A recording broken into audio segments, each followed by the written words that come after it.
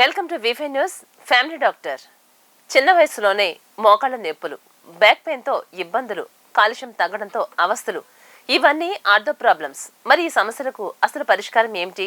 Green leaf health centre doctor Venkataramana గారిని అడిగి తెలుసుకుందాం. నమస్తే అండి డాక్టర్ గారు. నమస్తే అండి. చాలా రోజుల తర్వాత మళ్ళీ మా వీఫైకి వచ్చారు డాక్టర్ గారు. ఈరోజు మనం మాట్లాడుకునే టాపిక్ ఏంటి అంటే ఆర్థోపెటిక్. సాధారణంగా ఏదైనా ఎముకలటువంటి ప్రాబ్లమ్స్ కానీ ఒక వయసు పైబడిన వాళ్ళ తర్వాతనే ఎలాంటి ప్రాబ్లమ్స్ అని ఎక్కువగా ఫేస్ చేస్తూ ఉంటారు. చిన్నతనంలో చిన్న వయసులో చాలా హెల్తీగా హ్యాపీగా స్ట్రాంగ్గా ఉంటాం. అది ఒకప్పటి మాట. కానీ ఇప్పుడు చూసుకుంటే వయసుతో సంబంధం లేకుండానే చిన్న పిల్లలు కూడా వీక్ అయిపోతున్నారు, అసలు చాలా హెల్తీగా ఉండలేకపోతున్నారు. అసలు స్ట్రాంగ్గా ఉండాలంటే హెల్తీగా ఉండాలంటే చిన్న వయసు నుంచి ఎలాంటి జాగ్రత్తలు తీసుకోవాలంటారు? ముఖ్యంగా ఆరోగ్యంగా ఉండాలంటే చిన్న వయసు నుంచి చివరి దాకా సరైన ఆహారం, వ్యాయామం అంటే ఎక్సర్సైజ్, మనం పెరిగే వాతావరణం పరిశుభ్రంగా ఉండడం, ఈ మూడు చాలా అవసరం అండి. సో ఆహారం అనేది సమపాళ్ళలో, అది ఖరీదైన ఆహారం అవసరం లేదు. మనం తినే ఆహారంలో అన్ని కార్బోహైడ్రేట్సు, ప్రోటీన్సు, లిపిడ్స్ అంటే ఫ్యాట్సు, విటమిన్స్, మినరల్స్ ఇవన్నీ కూడా సమపాళ్ళలో తీసుకోగలిగితే మనం శరీరం ఆరోగ్యంగా ఉండడం, పద్ధతిగా పెరగడం ఇలా ఉంటుంది. అలాగే వ్యాయామం, ఎక్సర్సైజ్ అనేది చాలా అవసరం. మనిషి ఎవల్యూషన్లో అంటే ఈ అభివృద్ధి క్రమంలో వ్యాయామం అనేది ఎంతో ప్లే చేసింది. మన జీవన విధానం కానీ గతంలో ఎక్కువ శారీరక శ్రమతోటి అసోసియేట్ అయి ఉన్నది కాబట్టి, ఇప్పుడు అంత శారీరక శ్రమ లేదు కాబట్టి వ్యాయామ రూపంలో అయినా మన శరీరాన్ని మజిల్స్, బోన్స్, జాయింట్స్ ఒక ఎక్సర్సైజ్ లాంటిది చైల్డ్హుడ్ నుంచి కానీ మనం ప్రాక్టీస్ చేయగలుగుతూ సరైన ఆహారం తింటూ పరిశుభ్రమైన వాతావరణంలో ఉంటే తప్పనిసరిగా మన ఆరోగ్యం ఎంతో ఫిట్గా ఉంటుంది. అలానే బాడీ పెయిన్స్ కూడా ఎక్కువగా వస్తూ ఉంటున్నాయండి. ఇప్పుడు చాలా వరకు మనం చూసుకుంటుంటే ఒళ్ళు నొప్పులు, భరించినటువంటి నొప్పులు వస్తూ ఉన్నాయి. అది రీజన్ ఏంటి అన్నది అర్థం కావట్లేదు. అంటే మనం తినే ఆహారం వల్ల వస్తున్నాయా, లేకుంటే విటమిన్ డెఫిషియన్సీ వల్ల వస్తున్నాయా, అసలు ఏ కారణం చేత బాడీ పెయిన్స్ వస్తూ ఉంటాయి అంటారు? ఈ మధ్యకాలంలో మేము చూస్తున్న ప్రాక్టీస్లో గతంలో కంటే ఈ మధ్యకాలంలో యంగ్ పీపుల్లో బాడీ పెయిన్స్ రావడం చాలా ఎక్కువగా చూస్తున్నాం. దీనికి నేను గమనించింది ఏంటంటే, మనిషి ఇంతకుముందు అందరం పొలాల్లో వర్క్ చేసేవాళ్ళం, స్వచ్ఛమైన గాలి, నీరు, ఎండకు ఎక్స్పోజ్ అవ్వడం ఇలా ఉండేది. కాలగమనంలో ఏమైందంటే మనం లైఫ్ స్టైల్ మారడం, 4 గోడల మధ్య ఏసీ మధ్య కూర్చొని వర్క్ చేయడం, బయటికి వెళ్ళాలన్నా కూడా క్లోజ్డ్ డోర్స్, కార్లు లేదా మరే వెహికల్లో అయినా డోర్స్ క్లోజ్ చేసుకొని వెళ్ళే పరిస్థితులు, ఎండకు గాలికి ఎక్స్పోజ్ అయ్యే టైం తగ్గిపోవడం, మరికొన్ని సందర్భాల్లో అయితే సన్ స్క్రీనర్స్ అప్లై చేసుకొని మనం బయట తిరగడం, ఈ అన్ని కారణాల వల్ల మనకు విటమిన్ డి డెఫిషియన్సీ వచ్చే అవకాశం ఉంది. ఒక సర్వేలో ఈ మధ్యకాలంలో మన లివింగ్ స్టాండర్డ్స్ పెరిగిన తర్వాత ఇండియాలో విటమిన్ డి డెఫిషియన్సీ చాలా ఎక్కువగా ఉన్నట్టు తేలింది. ఇండియన్ గవర్నమెంట్ దీని మీద ఒక సర్వే చేసి దీన్ని ఎలా నివారించుకోవాలి అనే ఒక పద్ధతులు, దాని మీద ఒక ఫార్ములాలు కూడా డిరైవ్ చేసింది. అంటే యంగ్ పీపుల్ దగ్గర నుంచి ఎల్డర్లీ పీపుల్ వరకు మనకు ఈ కండరాల నొప్పులు రావడానికి ఒక ముఖ్యమైన కారణం ఈ మధ్యకాలంలో విటమిన్ డి డెఫిషియన్సీ. దాంతోపాటు పోషక పదార్థాలు సరైన రీతిలో తీసుకోకపోవడం, శారీరక శ్రమ లేకపోవడం, తర్వాత ఇంక డిసీజెస్గా వస్తే థైరాయిడ్ లాంటి సమస్యలు, మైల్డ్ వైరల్ ఇన్ఫెక్షన్స్, తర్వాత some rheumatoid diseases and rheumatoid arthritis లాంటివి రాబోయే ముందు కొన్ని కండరాల నొప్పులుగా ఉండడం, శరీరం అంతా నొప్పులుగా ఉండడం, టెండన్స్, మజిల్స్ ఇవన్నీ పెయిన్గా ఉండడం, ఇలా అనేక కారణాలు ఉన్నాయి. అందులో ముఖ్యంగా లైఫ్ స్టైల్కి సంబంధించింది అయితే మనం శారీరక శ్రమ లేకపోవడం, ఎండకు ఎక్స్పోజ్ కాకపోవడం, ఆహారం జంక్ ఫుడ్స్ ఇవన్నీ న్యూట్రిషియస్ ఫుడ్ తీసుకోకపోవడం కొంత కారణంగా అనుకోవచ్చు. నిజంగానే అంటే విటమిన్ డి లోపం ఉన్న వాళ్ళని చూస్తూ ఉంటే కనుక అది అరికాళ్ళల్లో వాళ్ళకి ఒక రకమైనటువంటి నేల మీద పెడుతుంటుంటేనే వాళ్ళకి కాళ్ళు నొప్పులు వస్తుంటాయి, నడవడానికి కూడా చాలా ఇబ్బందికరంగా అనిపిస్తూ ఉంది. అంటే వీళ్ళు ఎలాంటి ఆహారం తీసుకోవాలంటారు, ఎలాంటి జాగ్రత్తలు తీసుకోవాలి విటమిన్ డి లోపం ఉన్న వాళ్ళు? విటమిన్ డి డెఫిషియన్సీ అనేది ఇందాక అనుకున్నట్టు ఇండియన్స్లో చాలా విపరీతంగా ఉండడం, చిన్నపిల్లల్లో కూడా. ఎందుకంటే గతంలో స్కూల్ అంటే ఊరి బయట ఉండడం, చక్కగా నడుచుకుంటూ పరిగెత్తుకుంటూ వెళ్ళడం, తర్వాత ప్లే గ్రౌండ్స్ ఉండడం, క్లాస్లో మనకు పీటీ అవర్ ఒకటి ఉండేది ప్రత్యేకంగా. ప్రతిరోజు పీటీ అవర్లో పిల్లలు ఆడుకోవడానికి అనుకూలంగా 1 గంట వదిలేవాళ్ళు. ఇప్పుడు ఆ పరిస్థితులన్నీ పోయి 4 గోడల మధ్య ప్రాపర్ వెంటిలేషన్ లేకుండా ఉండడం, ఆల్మోస్ట్ ఎంటైర్ ఆ స్కూల్ టైం అంతా ఒకే గదిలో ఉండి చదివి రావడం, ఇలాంటి పరిస్థితులు ఉండడం వల్ల మనకు విటమిన్ డి డెఫిషియన్సీ ఎక్కువైంది. ఎందుకు విటమిన్ డి డెఫిషియన్సీ ఇలాంటి పరిస్థితులు వస్తుందంటే, విటమిన్ డి అనేది మన చర్మము సూర్యరశ్మిని గ్రహించి విటమిన్ డి తయారు చేసుకుంటుంది. అంతేగాని అది ప్రత్యేకంగా ఆహార పదార్థాల్లో దొరకదు. అది మనం ఆర్టిఫిషియల్గా ఆహార పదార్థాల్లో ఉంచుకోవాలి. ఉదాహరణకి ఇండియాలో మనకు ఎండ పుష్కలంగా ఉంది. అదే స్కాండినేవియన్ కంట్రీస్ అంటే నార్వే, స్వీడన్, డెన్మార్క్, వీటిల్లో దాదాపు సంవత్సరంలో 5 నెలల వరకు మనకు ఎండ ఉండదు. అక్కడ నివసిస్తున్న వాళ్ళలో తీవ్రమైన విటమిన్ డి డెఫిషియన్సీ ఉంటుంది. కానీ ఆ ప్రభుత్వాలు ఏం చేశాయంటే ఈ పరిస్థితి రాకుండా, మనుషుల్లో విటమిన్ డి డెఫిషియన్సీ లేకుండా ఆహార పదార్థాల్లో విటమిన్ డి కంపల్సరీగా ఇంక్లూడ్ చేసింది. ఉదాహరణకి చాక్లెట్స్లో విటమిన్ డి కంపల్సరీగా ఉండాలి, పాలల్లో ఉండాలి, ఆల్ పాల ఉత్పత్తుల్లో విటమిన్ డి ఉండేటట్టు గవర్నమెంట్ ఒక ఆర్డర్ ఇచ్చింది. బహుశా అలాంటి సందర్భం మన ఇండియాలో కూడా ఉప్పులో అయోడిన్ ఉండేటట్టు ఒక పరిస్థితి వచ్చింది. అట్లాగే యాక్చువల్గా మనకు విటమిన్ డి పుష్కలంగా ఉంది. ఎందుకు ఇండియాలో సన్లైట్ పుష్కలంగా ఉంది. మనం బయట తిరిగితే సప్లిమెంట్స్ అవసరం లేదు విటమిన్ డి లాంటి. అంటే ఏ టైంలో, అంటే మనం మార్నింగ్ టైంలో ఏ టైంలో మనకి?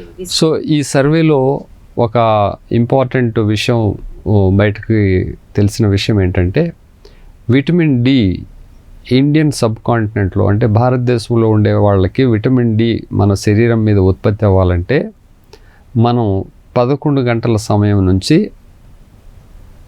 సాయంత్రం 3 గంటల వరకు కనీసం ఒక 15 మినిట్స్ మనం ఎండకు ఎక్స్పోజ్ అయితే, చేతులు మొహం లాంటివి ఎక్స్పోజ్ అయినా ఆ రోజుకు కావాల్సిన విటమిన్ డి మన శరీరంలో ఉత్పత్తి అవుతుంది.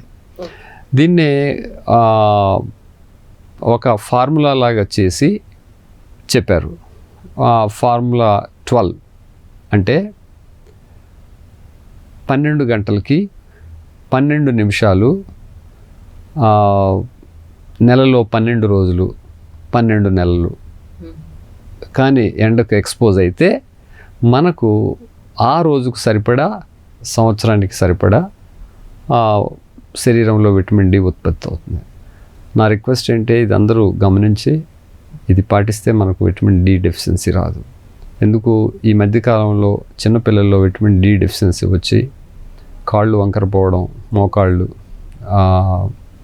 బౌ లెగ్స్ అంటారు, దొడ్డి కాళ్ళు లాగా రావడం, దీంతోపాటు మజిల్ వీక్నెస్, అట్లాగే విటమిన్ డి డెఫిషియన్సీ కేవలం ఎముకలు కండరాల మీదనే కాకుండా మనిషి ఇంటెలిజెన్స్ మీద, మెదడు మీద, మన ఆలోచనల మీద, వాటి మీద కూడా ప్రభావం ఉంటుంది. అంటే ఒక దశలో vitamin D deficiency hypertension రావడానికి కూడా కారణమని ఒక సర్వేలో తేలుతుంది. సో కాబట్టి మన జీవన విధానాన్ని తిరిగి మనం కాస్త ఎక్సర్సైజ్ ఉండేటట్టు, బాహ్య ప్రదేశంలో ఎండకు కనీసం రోజుకు 15-20 మినిట్స్ తిరిగేటట్టు చేసుకుంటే మంచిదని నా అభిప్రాయం. అంటే ఎర్లీ మార్నింగ్ టైంలో మనకి 8 నుంచి 9 లోపు కనుక మనం సూర్యరశ్మి ఏదైతే ఉందో దాన్ని తీసుకుంటే అది కరెక్ట్ అని చెప్తారు కదా డాక్టర్, అది వింటున్నాం ఎక్కువగా. కానీ మీరు మార్నింగ్ 11 to 3 o'clock అంటున్నారు. అసలు ఎర్లీ మార్నింగ్ 8 to 9 ఏంటండి? అవును, ట్రెడిషనల్గా మనకు ఎప్పటి నుంచో మన సాంప్రదాయ ప్రకారం పొద్దున్నే సూర్యోదయం టైంలో సూర్యుడికి మనం సూర్య నమస్కారాలు లాంటివి అన్నీ చేసి మనకు మంచిది అని చెప్పారు. కానీ సూర్యుడికి ఆ భూమి మీద ఉన్న భారతదేశం ల్యాండ్ ఏ యాంగిల్లో ఉంది అన్నదాన్ని బట్టి మనకు విటమిన్ డి శరీరంలో ఉత్పత్తి అయ్యే పరిస్థితి ఉంటుంది. సో భూమి మీద భారతదేశం ఏ యాంగిల్లో ఉంది సూర్యుడికి అన్నదాని ప్రకారం క్యాలిక్యులేట్ చేస్తే 11 నుంచి 3 గంటల సమయంలో పడే సూర్యరశ్మి ఆ యాంగిల్లో వచ్చే అల్ట్రావైలెట్ రేస్ని గ్రహించి చర్మం విటమిన్ డి తయారు చేసుకుంటుందని రీసెర్చ్లో తేలిన విషయం. అందరూ ఇది పాటించాలని నా మనవి. అలాగే అండి, మోకాళ్ళ నొప్పులు ఈ సమస్య ప్రతి ఒక్కరిలోనూ మనం చూస్తూనే ఉన్నాం. ఆడవాళ్ళు కావచ్చు, మగవాళ్ళు కావచ్చు. కానీ ఈ సమస్య ఒకప్పుడు 50 years పైబడిన వాళ్ళకి ఈ సమస్య చూస్తూ ఉండేటువంటి జరిగేది అప్పుడు. కానీ ఇప్పుడు చూసుకుంటే చిన్నపిల్లల్లో కూడా మోకాళ్ళ సమస్యలు చూస్తూనే ఉన్నాం. ఈ మోకాళ్ళ సమస్యలు చిన్న వయసులో కూడా రావడానికి గల కారణం ఏమై ఉంటుందంటారు? ఎస్, ముఖ్యంగా ఈ మోకాళ్ళ నొప్పులు మేము గమనించడం ఏంటంటే గత 30 సంవత్సరాలుగా నా అబ్జర్వేషన్లో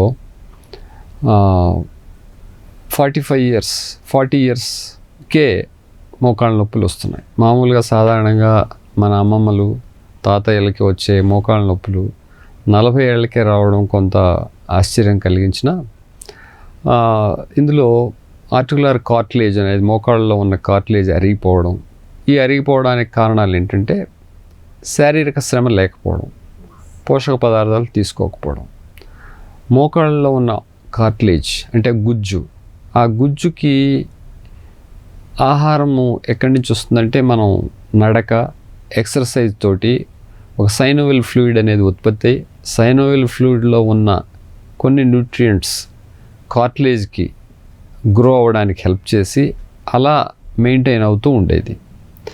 ఎప్పుడైతే శారీరక శ్రమ తగ్గిపోవడం, నడక తగ్గిపోవడం ఉన్నప్పుడు ఆటోమేటిక్గా ఆర్టికులర్ కార్టిలేజ్ దానికి న్యూట్రియంట్స్ తగ్గిపోవడం, తొందరగా అరుగుదల రావడం, ఇలా జరగడం వలన మోకాళ్ళ నొప్పులు వస్తున్నాయని ఒక సైంటిఫిక్ హైపోథసిస్ కన్క్లూషన్. సో అట్లాగే పోషక పదార్థాలు లేకపోవడం, ఎర్లీ ఏజ్లో ఒబిసిటీ రావడం, ఇవన్నీ మల్టిపుల్ రీజన్స్ లాగా తీసుకోవచ్చు. ఇందులో మళ్ళీ మనం చెప్పుకునేది ఏంటంటే ప్రతిరోజు శారీరక వ్యాయామం అత్యవసరం.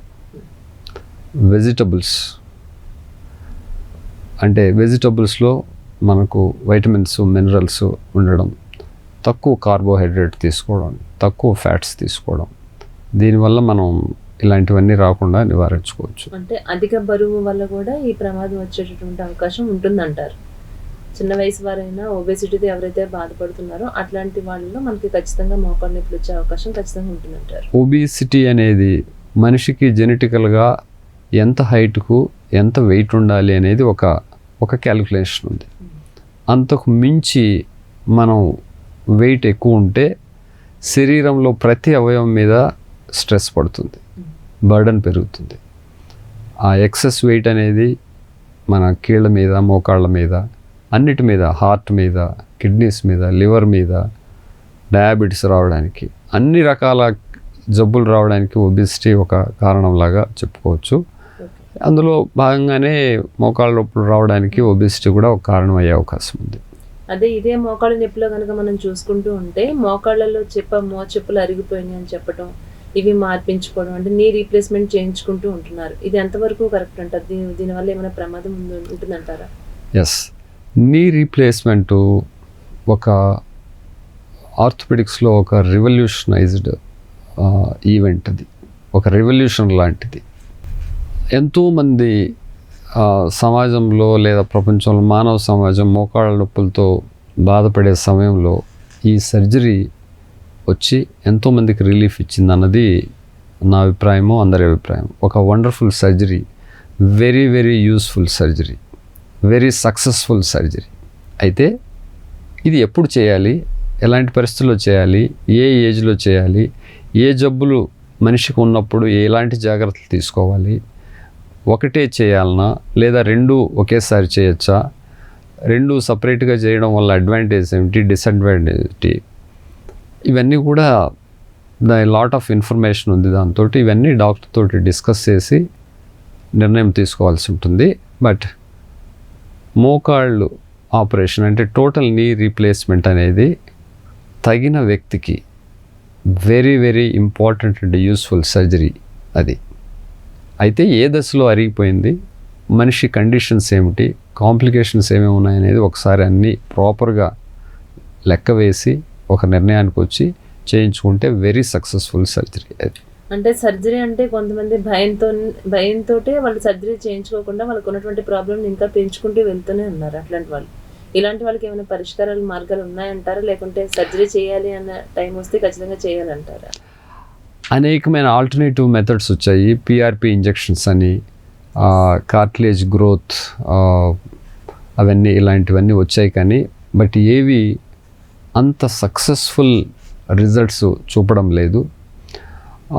పిఆర్పి అనే ఇంజెక్షన్స్ ఈ మధ్య ఎక్కువ అడ్వర్టైజ్మెంట్స్ కానీ పేపర్లో కానీ టీవీలో కానీ వస్తుంది. కొన్ని దేశాల్లో గవర్నమెంట్స్ ఇది ఎంకరేజ్ కూడా చేయలేదు. ఎందుకు, దీనికి రిజల్ట్స్ అంత ఆశించినంతగా లేవు. ఇవి ఎక్కువ ప్రజల్లోకి తీసుకెళ్లాల్సిన అవసరం లేదని కొన్ని గవర్నమెంట్స్ దీన్ని ఎంకరేజ్ కూడా చేయలేదు. నా అభిప్రాయం ఏంటంటే ఆ ఇంజెక్షన్స్ వల్ల కానీ కొత్త పద్ధతుల వల్ల కానీ దాని రిజల్ట్స్ అంత గొప్పగా లేవు.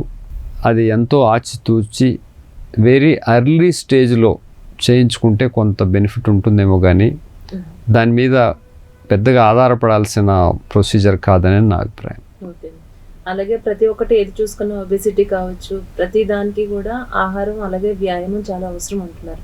ఈ వ్యాయామం చేయడం వల్ల ఎన్ని రకాల ఉపయోగాలు మనకు ఉన్నాయంటారు? ఎస్, వ్యాయామం అనేది దాని ఉపయోగం అనే దానికి ఆన్సర్ ఇవ్వాలంటే దాని ఇంపార్టెన్స్ కూడా చెప్పడానికి ఒక ఉదాహరణ అండి. మానవుడు కొన్ని లక్షల సంవత్సరాల నుంచి భూమి మీద ఉంటూ ఎలా బ్రతికేవాడు, ఆ జీవనానికి అనుగుణంగా మన శరీరం మార్పులు చెంది ఉంది. ఇప్పుడు మనం ఎలా ఉన్నాం అన్న దాన్ని ఒకసారి గుర్తు చేసుకుంటే ఆ వ్యాయామం ఎంత ఇంపార్టెంట్ అనేది అర్థమవుతుంది. గతంలో మానవుడు ఆహారం కోసం మగవారు కానీ ఆడవాళ్ళు కానీ పిల్లలతో సహా ఎన్నో కిలోమీటర్లు నడిచేవాళ్ళు ఆహారం కోసం. చెట్లు ఎక్కేవాళ్ళు, కొండలు ఎక్కేవాళ్ళు, జంతువును వేటాడడానికి పరిగెత్తేవాళ్ళు. ఇలా ఎంతో శారీరక శ్రమ చేస్తే కానీ తన ఆహారం దొరకని పరిస్థితి. ఇలా కొన్ని లక్షల సంవత్సరాలుగా ఉన్న పరిస్థితి, దానికి అనుగుణంగా మన శరీరం మార్పులు చెంది ఉంది. కానీ ప్రస్తుత కాలంలో ఆహారం ఈజీగా దొరకడం వలన శారీరక శ్రమ తగ్గిపోయి ఉంటున్నాం. దీని చెడు ప్రభావం మనం ఇప్పుడు ప్రస్తుతం ఫేస్ చేస్తున్నాం. కాబట్టి ఈ విషయాన్ని మనం గుర్తుంచుకుంటే ఖచ్చితంగా ప్రతిరోజు మనకు శారీరక శ్రమ వ్యాయామ రూపంలో అత్యవసరం. అలాగే వ్యాయామం ఎంత అవసరమో ఇప్పుడు ప్రతి ఒక్కరు కూడా యోగా అనేది చాలా ఇష్టపడుతున్నారు, ఎంతో శ్రద్ధతో చేస్తున్నారు చాలా వరకు. ఇప్పుడు యోగా చేయడం వల్ల కూడా వ్యాయామం చేస్తే ఎలాంటి మనకి లాభాలు ఉన్నాయో అదే విధంగా చేయడం వల్ల కూడా ఉంటుంది కదా?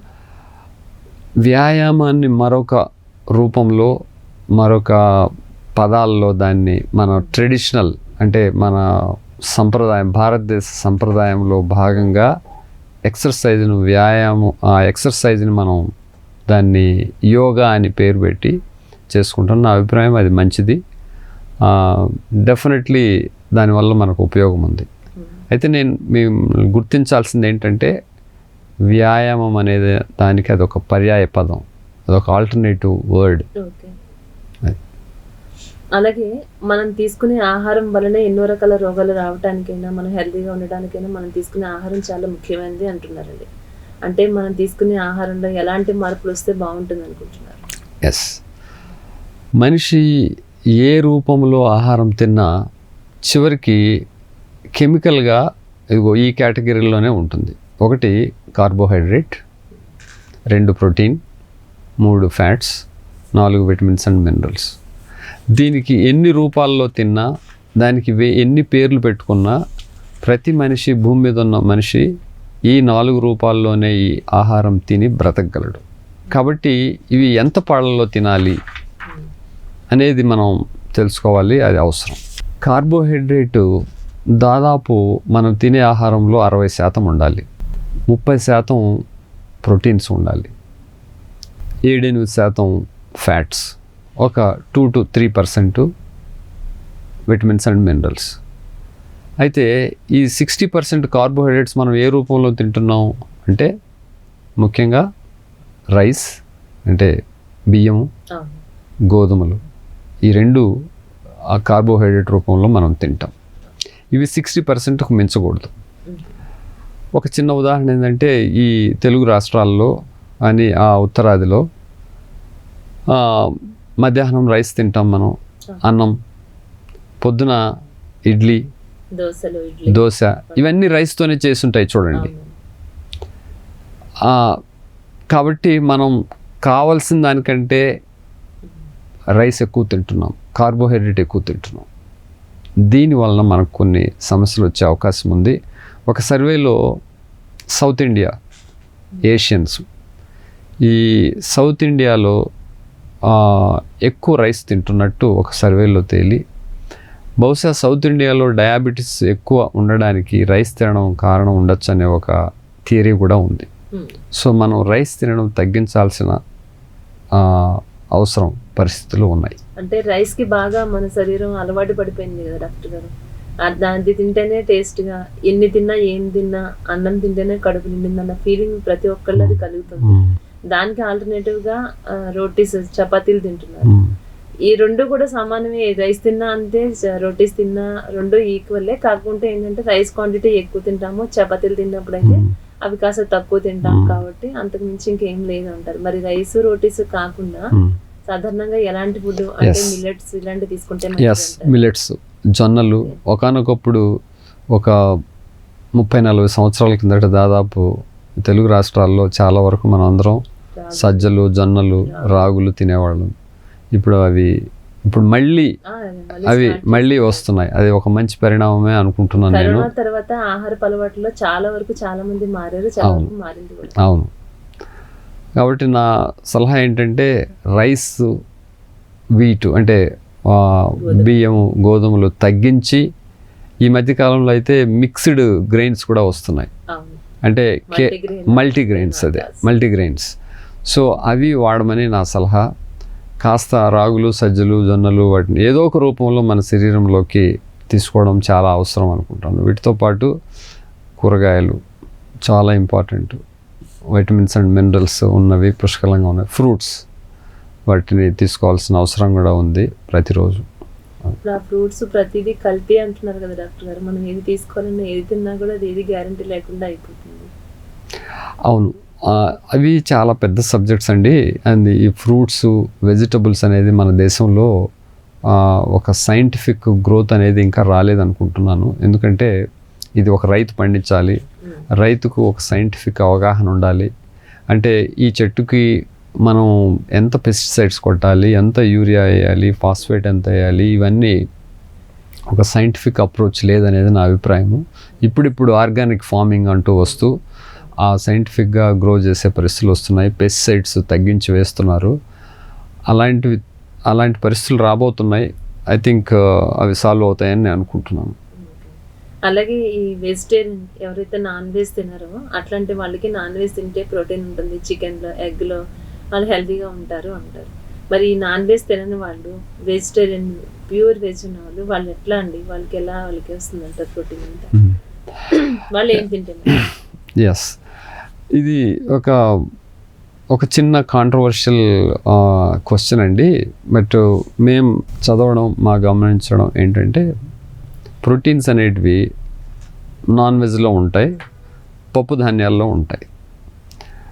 కానీ ప్యూర్ వెజిటేరియన్గా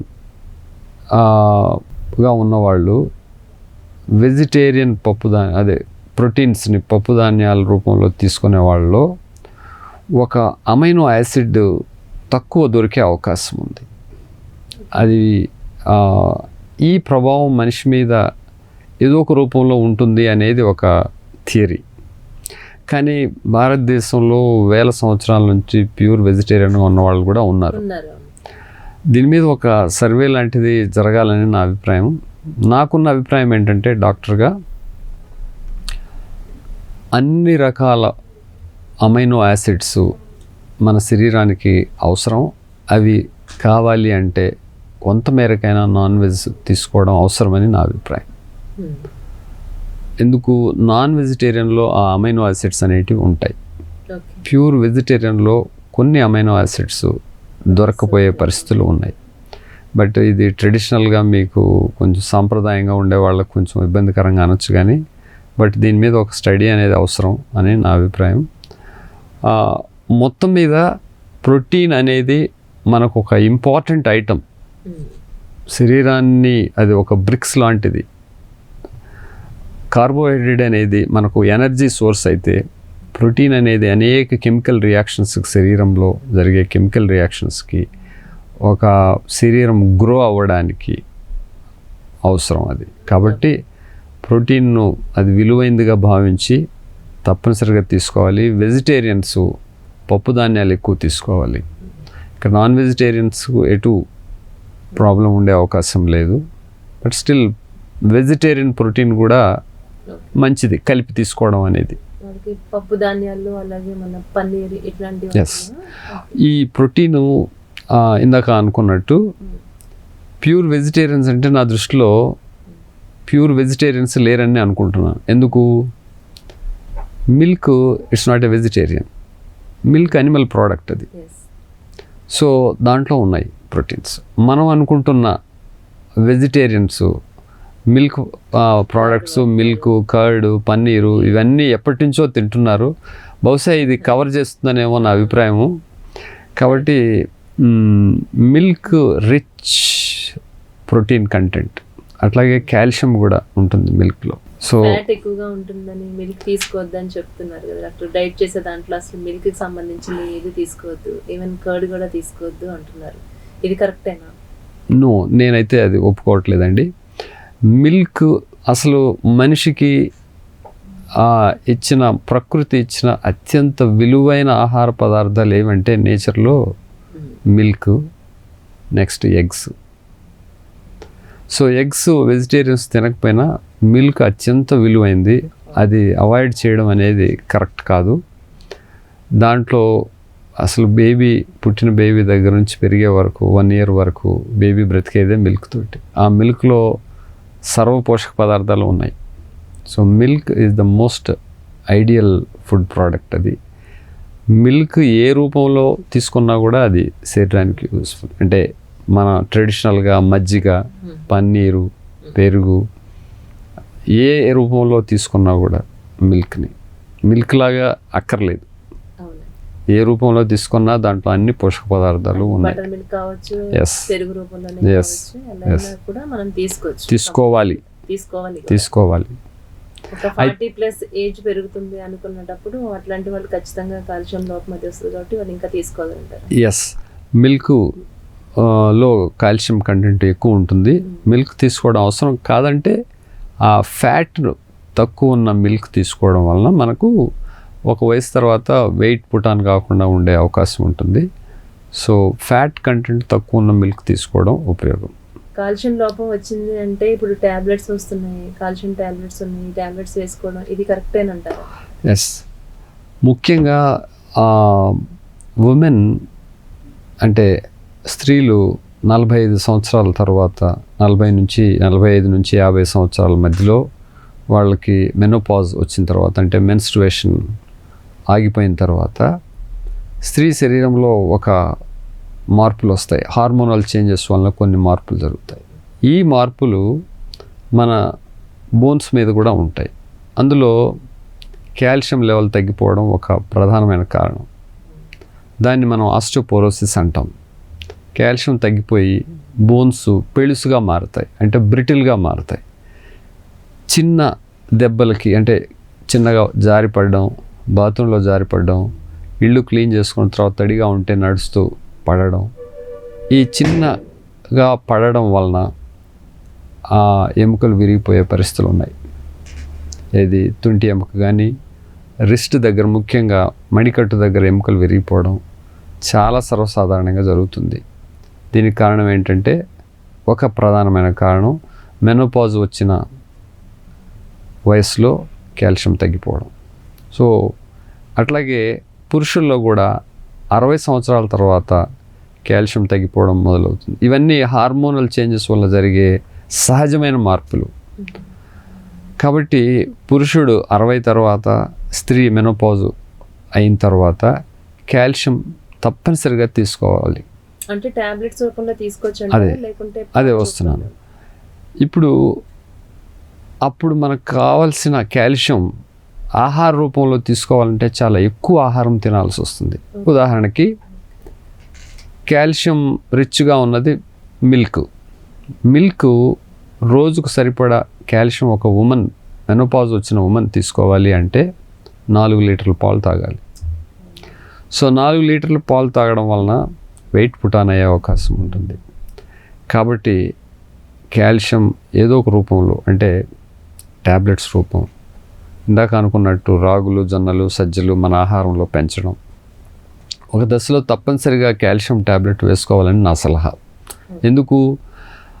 ఒక మెనోపాజల్ ఉమెన్కి కాల్షియం రోజుకి కావాల్సింది 1000 నుంచి 1200 మిల్లీగ్రామ్స్, 1000 నుంచి 1200 మిల్లీగ్రాములు కాల్షియం తినాలి అంటే ఆహారంలో చాలా ఎక్కువ తినాల్సిన పరిస్థితి ఉంటుంది. అది కుదరదు. కాబట్టి ట్యాబ్లెట్ రూపంలో తినడమే సరైనది. ఆహారం సైడ్ ఎఫెక్ట్స్ ఉండవంటారా? కాల్షియం తోటి చిన్నవి ఉన్నాయి. అంటే మన కాన్స్టిపేషన్ అంటే మలబద్ధకం లాంటిది, ఒక్కోసారి పొట్టలో చిన్న డిస్టర్బెన్స్ రావడం, అందరికీ కాదు కొద్దిమందికి. అందుకే కాల్షియంలో అనేక రకాలు వచ్చాయి వీటిని ప్రివెంట్ చేయడం కోసం.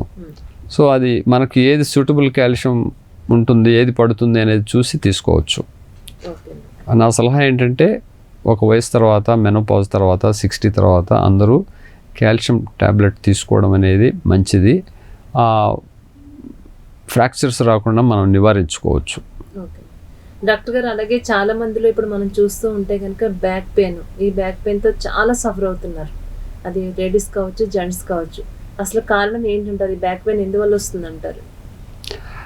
ఇది కూడా అండి నేను గమనిస్తున్నది, ఈ మార్పు మానవుల్లో, సమాజంలో వచ్చిన మార్పులు ఈ 30 సంవత్సరాల్లో నేను గమనించింది ఏంటంటే, నడుము నొప్పి అనేది పెద్దవాళ్ళలో వచ్చేది, అమ్మమ్మలు, తాతయ్యలకి వచ్చేది.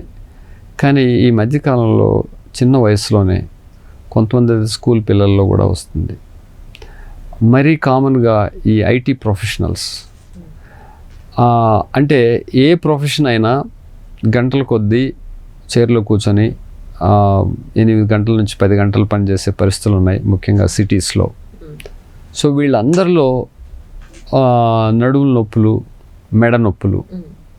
మెడ నొప్పులు కూడా రావడానికి కంటిన్యూస్గా ఒకే పొజిషన్లో మెడ ఉంచి ల్యాప్టాప్ని చూడడం, ఇలా డెస్క్టాప్ని చూడడం, ఇలా ఒకటే పొజిషన్లో కూర్చోవడం గంటలు కొద్ది. ఎర్గోనమిక్స్ అంటారు. అంటే శరీరము కంఫర్టబుల్గా ఉంటూ పనిచేసే, ఎలా పనిచేయాలి అన్న దాన్ని ఎర్గోనమిక్స్ అంటారు.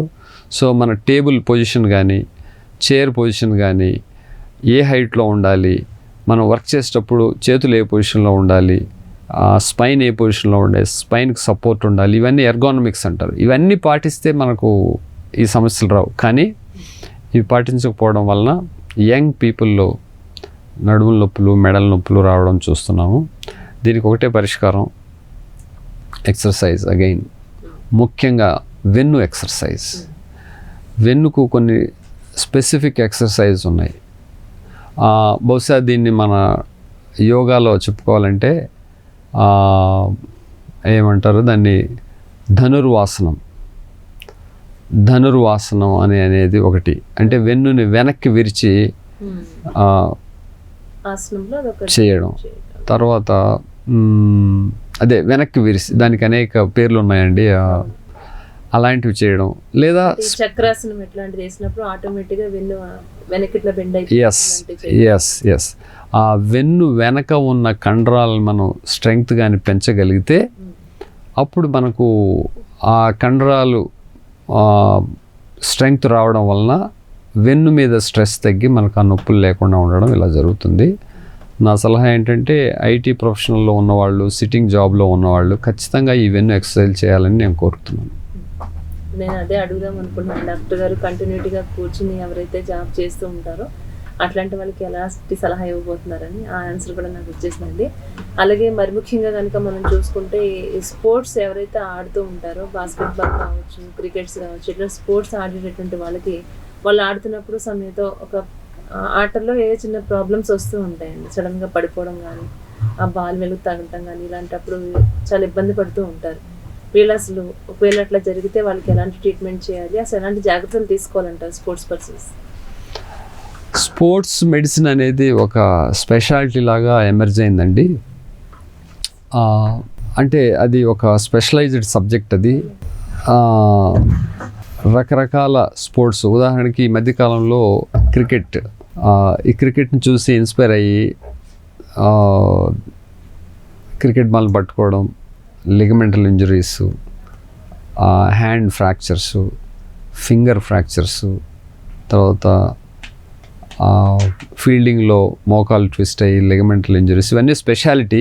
అంటే ఆ పరిస్థితులు బట్టి దానికి తగ్గ ట్రీట్మెంట్ ఇవ్వాలి. అది మనం స్పెషలైజ్డ్ సబ్జెక్ట్ కాబట్టి ఆ సమస్య వచ్చినప్పుడు దానికి డీటెయిల్స్ మాట్లాడవచ్చు, కానీ ఇలా వేగ్గా చెప్పడం కష్టం. బట్ ఇంతకుముందులా కాకుండా స్పోర్ట్స్ ఇంజరీస్ ఒక స్పెషాలిటీ వచ్చింది, ఆర్థోపెడిక్స్లో స్పెషలైజేషన్. అది వెంటనే దానికి ట్రీట్మెంట్ తీసుకోవడం వల్ల వృత్తిలో రాణించవచ్చు, వాటిని నయం చేసుకోవచ్చు. అలాగే పిల్లలు పుట్టిన తర్వాత కొంత వీక్గా పుట్టడం, వాళ్ళు ఉండాల్సిన వెయిట్ కంటే కూడా తక్కువ వెయిట్తో ఉండడం, ఇలాంటివి చూస్తూ ఉంటాం. చిన్నపిల్లలు వాళ్ళు పెరుగుతున్నప్పుడు హెల్తీగా పెరగలేకపోతూ ఉంటారు. ఏదో ఒక ప్రాబ్లం వస్తూనే ఉంటుంది చిన్నపిల్లలు చూస్తూ ఉంటే. పిల్లలు పుట్టిన తర్వాత చాలా హెల్తీగా ఉండాలంటే మదర్ ప్రెగ్నెంట్గా ఉన్నప్పుడు ఎలాంటి జాగ్రత్తలు తీసుకుంటే హెల్తీ పిల్లలు పుడతారంటారు? ఓకే, అంటే ఇది నా సబ్జెక్ట్ నుండి, అంటే ఆర్థోపెడిక్స్ నుంచి డీవియేట్ అవుతుంది. అయినా కూడా ఇట్స్ చాలా చక్కగా ఒక మదర్ ప్రెగ్నెంట్గా ఉన్నప్పుడు బ్యాలెన్స్డ్ డైటు, మనం ఇందాక అనుకున్నట్టు కార్బోహైడ్రేటు, ప్రోటీను, ఫ్యాట్స్ ఇవి సమపాళ్ళలో తీసుకోవడం, తర్వాత ప్రెగ్నెన్సీ ప్రాపర్ ఎక్సర్సైజ్ ఉండడం. ప్రెగ్నెన్సీ అంటూనే కూర్చోబెట్టాలి, పని చేయకూడదు, జాగ్రత్తలు తీసుకోవాలి, ఇలా కాదు. అలా కాదు. వర్క్ చేస్తున్నప్పుడే మన శరీరంలో అన్ని అవయవాలు సక్రమంగా పనిచేస్తాయి. బేబీకి ప్రాపర్ బ్లడ్ కూడా వెళ్తుంది మదర్ నుంచి. బేబీ కూడా నార్మల్గా పెరగడానికి అన్ని అవకాశాలు ఉంటాయి. అంతేగాని మనం రెస్ట్ తీసుకోవడం వలన బేబీ బాగా పెరుగుతుంది లేదా ఆరోగ్యంగా ఉంటుంది అనేది కాదు. మదరు ఎక్సర్సైజ్ చేస్తూ సరైన ఆహారం తీసుకుంటూ ఉంటేనే శరీరంలో అన్ని అవయవాలు సక్రమంగా పనిచేస్తాయి, తన బేబీకి కూడా సరైన ఆహారం అందుతుంది. అది మదరు ప్రెగ్నెంట్గా ఉన్నప్పుడు చేయాల్సిన పని. తర్వాత డెలివరీ తర్వాత బేబీకి మళ్ళీ ఇందాక అనుకున్నట్టు mothers milk extremely important food. 6 months వరకు ఖచ్చితంగా మదర్ మిల్క్ సరిపడా ఇవ్వగలగాలి. తర్వాత 6 months నుంచి సప్లిమెంట్స్, అంటే మనం దీన్ని ప్రత్యేకంగా కొని బేబీకి ఇవ్వాల్సిన అవసరం లేదు. మనం తింటున్న ఆహారాన్ని, పప్పు ధాన్యాలు ముఖ్యంగా ఇందాక అనుకున్నాం, పప్పు ధాన్యాలు బ్రిక్స్ వంటివి శరీరాన్ని బిల్డ్ చేయడానికి, కట్టడానికి పనికి వచ్చేటి ప్రోటీన్స్ అనేవి. సో ఆ బేబీ ప్రాపర్గా పెరగాలంటే ప్రోటీన్ అవసరం. ప్రోటీన్ ఏ రూపంలో దొరుకుతుంది? పప్పు ధాన్యాల్లో దొరుకుతుంది. బేబీకి పప్పు ధాన్యాలు చిన్నప్పటి నుంచే పెట్టాలి, 6 months నుంచే. అలా జాగ్రత్తలు తీసుకోవాలి. అట్లాగే మిల్క్, ఎగ్ పెట్టగలిగితే బోన్స్ స్ట్రాంగ్గా పెరుగుతాయి. అండ్ ఇంపార్టెంట్ థింగ్ ఏంటంటే 15-16 years వరకే మన బోన్స్ స్ట్రాంగ్ అయ్యేది. ఆ తర్వాత మనం ఎక్కువ కాల్షియం తిన్నా స్ట్రాంగ్ అవ్వవు అవి. గ్రోయింగ్ టైంలోనే సరిపడా కాల్షియం, ప్రోటీన్ తీసుకుంటే దే బికమ్ వెరీ స్ట్రాంగ్. ఆ స్ట్రెంగ్త్ మనం చివరి దాకా 100 ఏళ్ల వరకు మనకు నిలుస్తుంది. అది 16 years లోపు వరకు వాళ్ళు ఎంత హెల్తీ ఫుడ్ తీసుకుంటే అంత స్ట్రాంగ్గా ఉంటారు, లైఫ్ టైం స్ట్రాంగ్గా ఉంటారు. అది అలాగే జిమ్కి వెళ్ళటం వల్ల చాలా ఫిట్గా ఉంటాము, చాలా హెల్తీగా ఉంటాం, స్ట్రాంగ్గా ఉంటాము అని చెప్తూ ఉంటారు. అది వెళ్తూ ఉంటారు, జరుగుతుందని. కానీ ఇదే జిమ్కి వెళ్ళేవాళ్ళు అక్కడ వాళ్ళు మనకి ఏం సజెస్ట్ చేస్తారు? ఈ ప్రోటీన్ ఫుడ్ తీసుకోండి, ఇది తీసుకోవడం వల్ల ఇంకా మనం హెవీ వర్కౌట్స్ చేయగలుగుతాం, ఇలాంటి సలహాలు సూచనలు ఇస్తూ ఉంటారు. దానివల్ల చాలా మంచిది అంటారు. అసలు ఈ ప్రోటీన్ ఫుడ్ తీసుకోవడం ఎంతవరకు మంచిది అంటారు? అసలు తీసుకోవడం మంచిదేనా లేకుంటే ప్రమాదమా? ఎస్. జిమ్ ఇందాక అనుకుంటాం మనం బ్రతికే విధానం మారినప్పుడు, వ్యవసాయం మీద ఆధారపడినప్పుడు జిమ్ అనేది అవసరం లేకుండా ఉండేది. ఫీల్డ్లో మనందరం వర్క్ చేసేవాళ్ళం, కండరాలకి ఎముకలకి తగిన వ్యాయామం ఉండేది. కానీ ఎప్పుడైతే మనం ఐటీ ప్రొఫెషనల్స్ లేదా ఉద్యోగరీత్యా ఇలా బ్రతకడానికి ఇలా మనం ఈ వృత్తులను ఎంచుకున్నామో శారీరక శ్రమ తగ్గిపోయింది. కానీ దాన్ని మనం జిమ్ రూపంలో శారీరక శ్రమని చేస్తున్నాం. అయితే యంగ్ పీపుల్ ముఖ్యంగా బాడీ బిల్డింగ్లోను కండరాలు దాన్ని బాగా స్ట్రాంగ్గా ఉండాలన్న ఆలోచనలతో ఆర్టిఫిషియల్ ఫుడ్స్, ఆర్టిఫిషియల్ ప్రోటీన్స్ తింటున్నారు. దానివల్ల కొన్ని ప్రమాదాలు అయితే ఉన్నాయి. ఎందుకు? ఆర్టిఫిషియల్ ఫుడ్స్లో అవి ప్రిజర్వేటివ్స్, దాంట్లో రకరకాల కెమికల్స్ మిక్స్ చేయడం, దీనివల్ల కొంతమంది కిడ్నీ సమస్యల్లో పడ్డవాళ్ళు ఉన్నారు. కొన్ని సందర్భాల్లో అవి హార్ట్ మీద కూడా కొన్ని ప్రభావం చూపెట్టి ఈ మధ్యకాలంలో కొన్ని వీడియోస్ చూస్తున్నాం, ఎక్సర్సైజ్ చేస్తూ సడన్గా చనిపోవడాలు, ఇవన్నీ కూడా. మరి నా ఉద్దేశం ఏంటంటే ఆర్టిఫిషియల్ ఫుడ్స్, ఈ ప్రోటీన్ ఫుడ్స్ లాంటివి తినాల్సిన అవసరం లేదు. సహజంగా దొరికే ప్రోటీన్సే ఉన్నాయి, పప్పు ధాన్యాలు ఉన్నాయి, నాన్ వెజిటేరియన్స్, ఎగ్స్ లాంటివి ఉన్నాయి. వాటి మీద, న్యాచురల్ ఫుడ్స్ మీద ఆధారపడి మీ శరీరాన్ని దృఢంగా చేసుకోవడం మంచిదని నా అభిప్రాయం. అలానే ఇప్పుడు జిమ్లో ఏదైతే ప్రోటీన్ ఫుడ్ ఉందో, ఇప్పుడు ప్రతి ఒక్కరూ కూడా చాలా వరకు చూస్తున్నామండి, డైట్ చేయాలనుకుంటున్నారు, చాలా ఫాస్ట్గా వాళ్ళు వెయిట్ లాస్ అవ్వాలనుకుంటున్నారు. కంప్లీట్గా మీరు బ్రేక్ఫాస్ట్ చేయాల్సిన అవసరం లేదు, డిన్నర్ చేయాల్సిన అవసరం లేదు, ఈ ప్రోటీన్ ఫుడ్ తీసుకోండి, దీనివల్ల ఇది బెనిఫిట్స్ ఉన్నాయి, వెయిట్ లాస్ అవుతాము, స్కిన్ గ్లోస్, ఇలా రకరకాలుగా మార్కెట్లో ఇవేవో వస్తూ ఉన్నాయండి. దాన్ని జనాలు అట్లనే నమ్ముతున్నారు. వాళ్ళు వాడిందే కాకుండా పక్క వాళ్ళకి కూడా ఈ రిజల్ట్ చూసి వాళ్ళు వాడటం జరుగుతుంది. అసలు ఈ ప్రోటీన్ పౌడర్స్ ఇట్లాంటివన్నీ ఇవి తీసుకోవడం వల్ల మనకి నిజంగానే చాలా మంచి జరుగుతుందంటారా, లేకుంటే వాటి వల్ల మనకి నష్టం ఎక్కువ వాటిల్తుందంటారా? నా అభిప్రాయం ఏంటంటే అవన్నీ పాటించాల్సిన అవసరం లేదు, ఆర్టిఫిషియల్ ఫుడ్స్ తినాల్సిన అవసరం లేదు, వాళ్ళు చెప్తున్న పద్ధతిలో అవసరం లేదు. ఒక విషయం మనం గుర్తుపెట్టుకోవాల్సింది ఏంటంటే, మనిషి ఆహారం తిని, ఆహారం ఒక ఎనర్జీ సోర్స్గా ఉపయోగపెట్టుకొని పనిచేసి బ్రతుకుతుంది ఈ శరీరం. అంటే మనం వర్క్ చేయడానికి ఆహారం ఒక ఎనర్జీ సోర్స్ లాగా ఉంటుంది. మరి తీసుకునే ఆహారము మనం ఎంత పని చేసి దాన్ని ఖర్చు పెడుతున్నాం, ఈ రెండు సరిసమానంగా ఉన్నాయా లేదా అనేది ఒకసారి మనం ఆలోచించుకోవాలి. ఎప్పుడైతే మన శారీరకంగా పని తక్కువ చేస్తూ ఆహారం సేమ్ తీసుకుంటూ లేదా ఎక్కువ తీసుకుంటూ ఉంటే, అప్పుడు ఖర్చు పెట్టే ఎనర్జీ తక్కువ అవడం వల్ల ఆ మిగిలిపోయిన ఎనర్జీ మనకు ఫ్యాట్గా మారిపోతుంది. కాబట్టి ఫస్ట్లోనే మనం శారీరక శ్రమ తక్కువగా ఉన్న వృత్తిలో కానీ ఉంటే ఆహారం తీసుకోవడమే తక్కువ తీసుకోవాలి. Very important point. క్వాంటిటీనే తగ్గించుకోవాలి. రెండోది, క్వాలిటీలో కూడా మార్పు చేసుకోవాలి. క్వాలిటీ అంటే ఏంటి? ఇందాక చెప్పుకున్నాం మనం, కార్బోహైడ్రేట్ ఎనర్జీ సోర్స్ అది. నెక్స్ట్ హైయెస్ట్ ఎనర్జీ సోర్స్ వచ్చేసి fat and carbohydrates are the highest energy sources అది. సో వాటిని క్వాంటిటీ తగ్గించుకోవచ్చు మనం. తర్వాత 3 పూటలు కాకుండా పూటలు పెంచడం వల్ల మన ఆహారం తక్కువ తినే అవకాశం ఉంది. ఉదాహరణకి మనం 3 పూటల్లో 3 కేజీల ఆహారం తింటాము అనుకుందాం. ఈ 3 పూటల్ని 5 పూటలుగా చేసాము అనుకుందాం. 5 పూటలుగా చేయడం వలన ఆ 3 కేజీల ఆహారం కూడా తినలేం మనం, దానికంటే తక్కువ తింటాం. ఎందుకు?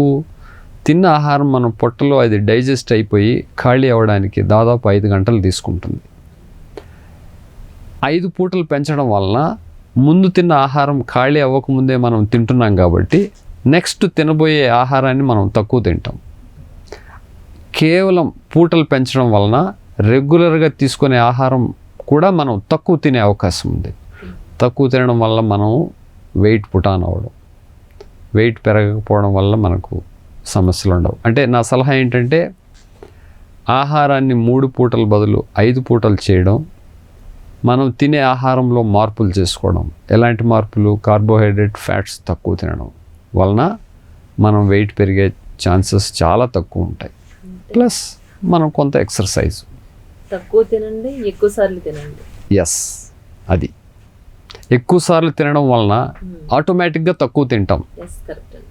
అది తక్కువ సార్లు తక్కువ టైం తిన్నప్పుడు ఎక్కువ తింటాం, ఆకలి వేస్తుంటుంది. నా దగ్గరికి వచ్చే పేషెంట్స్ కొంతమంది ఆహారము తగ్గించండి అంటే నేను ఒక్క పూటే తింటానండి అని అంటారు. ఒక్క పూట తినడం వలన ఇబ్బంది ఏంటంటే విపరీతంగా తినే అవకాశం ఉంది, ఎక్కువ తినే అవకాశం ఉంది. ఎందుకు? ఆకలి ఎక్కువ ఉంటుంది. సో పూటలు పెంచడం వల్ల సహజంగానే మనం తక్కువ తింటాం. తినే ఆహారంలో కూడా మనం కొన్ని మార్పులు తీసుకోవాలి. ఫ్యాట్స్ లాంటివి, కార్బోహైడ్రేట్స్ లాంటివి తగ్గించుకోవాలి. అలానే మార్నింగ్ టైం బ్రేక్ఫాస్ట్ స్కిప్ చేయటం. ఇప్పుడు బ్రేక్ఫాస్ట్ చేయకుండా ఏదైనా ఒక రాగి జావ తీసుకోవడం, డ్రై ఫ్రూట్స్ తీసుకోవడం, ఒక 5-6 బాదం తినటం, లేదా ఒక ఫ్రూట్ తినటం, ఇట్లా తీసుకుంటారు. లేదు, అలా తినడం వల్ల గ్యాస్ట్రిక్ సమస్యలు వస్తాయి, ఖచ్చితంగా బ్రేక్ఫాస్ట్ చేయాలి, బ్రేక్ఫాస్ట్ మనం స్కిప్ చేయొద్దు అని చెప్తారు. ఏది కరెక్ట్ అంటారు? అది పెద్ద సమస్య కాదు కానివ్వండి. బట్ ఈ మధ్యకాలంలో వెయిట్ పుటాన్ అవ్వడానికి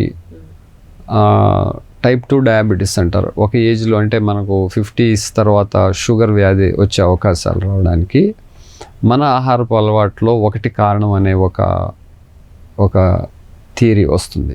ఏంటంటే రాత్రిపూట తినే ఆహారం తొందరగా తినాలి అనేసి, 7 గంటల లోపల తినాలి. అది 7 గంటల తర్వాత తిన్న ఆహారము ఎస్, అది ఇప్పుడు ఆహారం దేనికి? శరీరానికి శక్తి కావాలి. శక్తి కోసం మనం ఆహారం తింటున్నాం. ప్రొద్దున్నే ఆహారం తిని మనం వర్క్లోకి వెళ్తాం, డే అంతా వర్క్ చేస్తాం. మరి రాత్రి ఆహారం తిని పడుకుంటున్నాం. మరి రాత్రి ఎందుకు తినాలి అంత ఎక్కువ? లేట్గా ఎందుకు తినాలి? సో అర్లీగా, లిమిటెడ్గా నైట్ తినడం వలన మనకు ఆ తీసుకున్న ఎనర్జీ ఫ్యాట్గా మారకుండా ఉండే అవకాశం ఉంది, లేదా తక్కువ మారే అవకాశం ఉంది. కాబట్టి ఈవినింగ్ ఆర్ నైట్ ఎర్లీగా తిని అనేది ఒక మంచి అలవాటు. అది భవిష్యత్తులో అంటే రాబోయే కాలంలో 50 ఏళ్ల తర్వాత షుగర్ రాకుండా, వెయిట్ పెరగకుండా చేసే అనేది. మనం తినే విధానంలోనే మార్పులు తీసుకొస్తే ఖచ్చితంగా మనం వెయిట్ పెరగకుండా ఉంటాము. అట్ ది సేమ్ టైం మనం వెయిట్ కూడా లాస్ అవుతాం. కరెక్ట్. అవును. ఈ జాగ్రత్తలు మనం పర్ఫెక్ట్ గా తీసుకుంటే మాత్రం చాలా మనం ఇట్లాంటివి వాడాల్సిన అవసరమే లేదండి. మీరు చెప్పిన విధంగా చూస్తే ప్రోటీన్ పౌడర్స్ ఇవన్నీ వెయిట్ లాస్ దేనికోసం? అవసరం. తినండి, ఎక్కువ సార్లు తినండి, ఎర్లీగా తినండి, ఇలాంటివి మనం పాటిస్తే 100% మనం తగ్గుతామని ఒక క్లారిటీ వచ్చేసింది. అవును. అలాగే డాక్టర్ గారు, ఈ ఓల్డ్ ఏజ్ ఎవరైతే ఉన్నారో వాళ్ళలో ఈ కండరాల సమస్యలు ఎక్కువగా వస్తూ ఉంటాయి. ముఖ్యంగా చూస్తూ ఉంటే కనుక వాళ్ళకి మోకాళ్ళ సమస్యలు ఇవి వస్తాయి. అంటే వీటి నివారణ ఏ విధంగా ఉంటుందంటారు? వీటి నివారణ అనేది ఓల్డ్ ఏజ్లో ఇందాక అనుకున్నట్టు మళ్ళీ సేమ్ ఆన్సర్ ఏమిటి? నడక. కనీసం 1 నుంచి 2 కిలోమీటర్లు నడవడం అనేది, స్పీడ్గా నడవడం అనేది వీలైనంత వరకు.